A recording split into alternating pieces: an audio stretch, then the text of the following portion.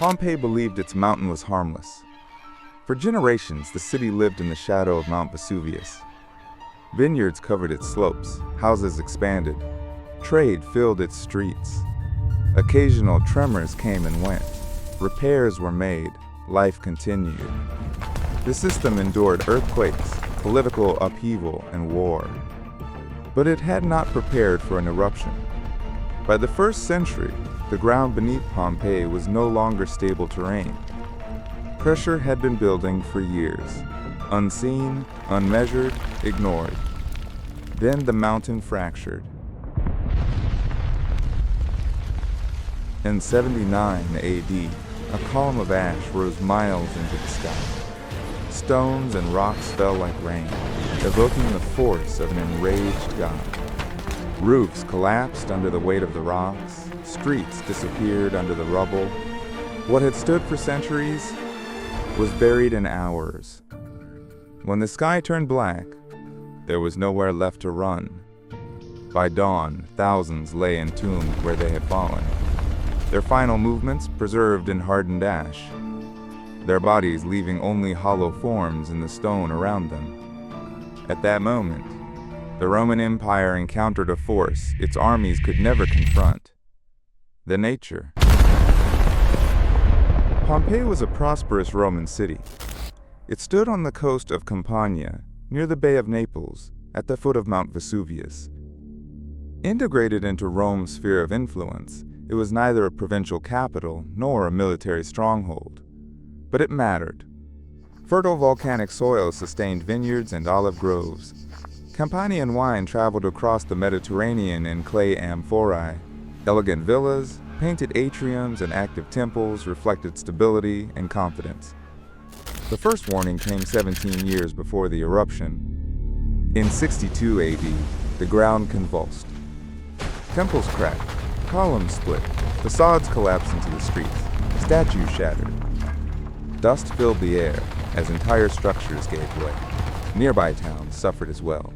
For hours, the earth would not stop shaking. To the Romans, it was not an omen. It was a disaster to repair. And they rebuilt. Scaffolding rose across the city, homes were restored, frescoes repainted, commerce resumed. The earthquake became proof of resilience, not vulnerability. On the eve of the eruption, nothing seemed out of place. Late summer sunlight warmed the rooftops. Merchants arranged their stalls. Slaves crossed stone streets with amphorae on their shoulders. Water flowed in the fountains. Yet small tremors still pulsed beneath the ground. Dogs barked without reason. Fine dust drifted from ceiling beams in houses still under repair. Nothing urgent, nothing alarming. That night, oil lamps flickered in open courtyards. The sky remained clear above the dark outline of the volcano. It was an ordinary day. The mountain was not resting. It was building pressure. The day in Pompeii dawned with the usual serenity of late summer. Shops opened their doors, footsteps echoed over the basalt streets, and the sea in the distance breathed in slow, measured waves beneath the Campanian sun. Above Mount Vesuvius, a faint haze lingered, as so many others had before, quietly dismissed by those below. Then came the roar.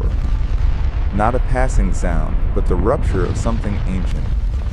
The sky tore open into a towering column of smoke and ash that rose with terrifying speed, unfolding high above into a vast, dark canopy that swallowed the firmament. The midday light dimmed, filtered through drifting particles that fell like burning snow. Soon it was no longer ash alone.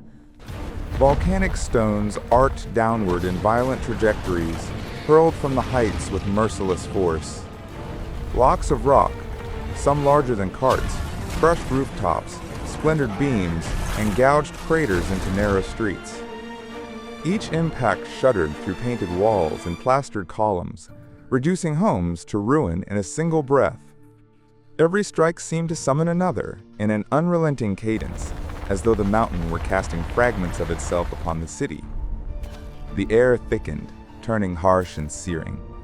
Heat advanced in suffocating waves, reaching those who sought shelter, stiffening limbs and slowing movement to a desperate crawl.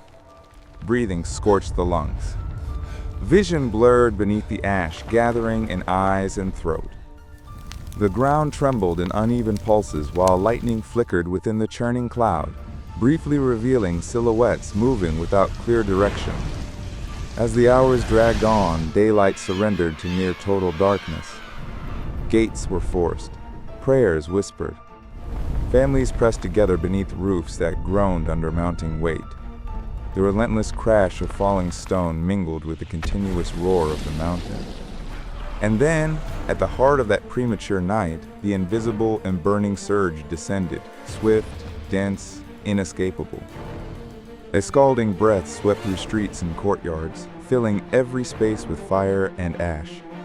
Heat consumed the air itself, arresting all motion. When silence finally settled, Pompeii stood motionless, sealed beneath the mountain's own breath. Years passed. Ash hardened into stone. Roofs disappeared beneath layers of compacted debris. Streets vanished. The city dissolved from memory, swallowed not only by earth but by time. Fields were planted above it. Roads were drawn across forgotten ground. Generations lived and died without knowing what rested beneath their feet. Pompeii became a rumor, then a legend, then silence. Nearly 17 centuries later, the ground was opened again. Workers digging a canal struck walls. Frescoes emerged from darkness.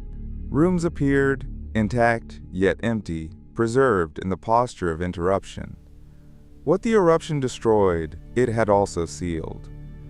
Homes stood frozen in the middle of ordinary days. Bread remained in ovens, amphora-lined storerooms. Tools lay where they had fallen.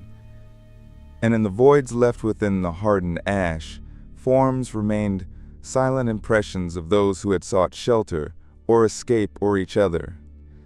Plaster filled those cavities. Shapes returned, not as statues, but as moments. Pompeii was no longer only a tragedy.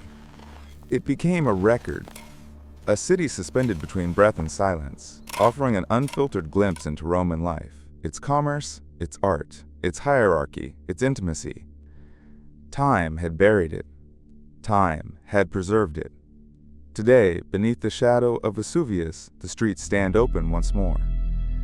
Visitors walk the basalt roads. They trace painted walls. They step into houses where conversations once unfolded without the slightest suspicion of ending. The mountain still rises above the Bay of Naples, quiet, watching. Pompeii endures, not as a living city, but as memory made stone,